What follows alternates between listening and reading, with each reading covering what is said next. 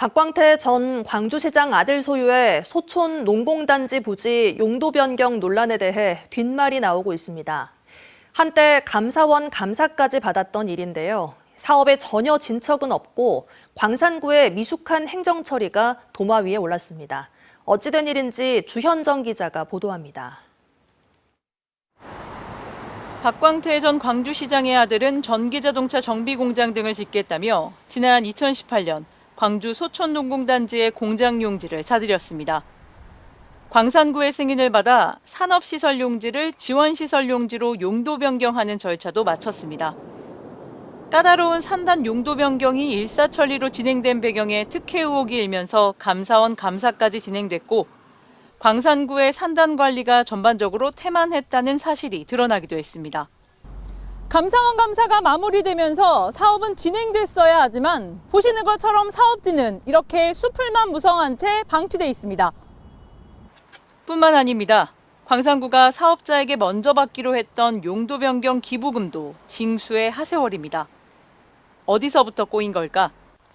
당초 박 씨는 용도 변경에 따른 지가 상승분의 절반, 9억 2천여만 원을 광산구에 기부 체납하겠다고 약속했습니다.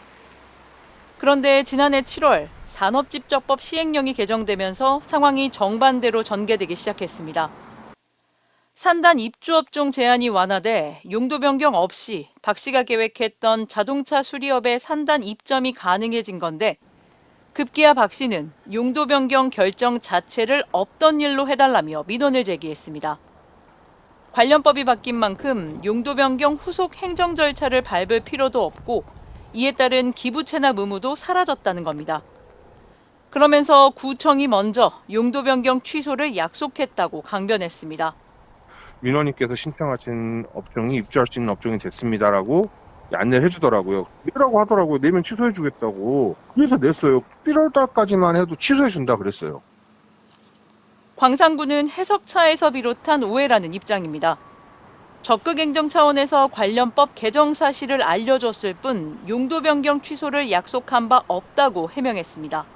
개정이 되면서 그것이 가능할 수도 있겠다는 그런 판단 아니겠습니까? 그래서 그분한테 말씀드렸고 그것이 가능하다면 빨리 사업을 하실 수 있게 도와드리려고 그랬던 거겠죠. 구의회는 반발하고 있습니다.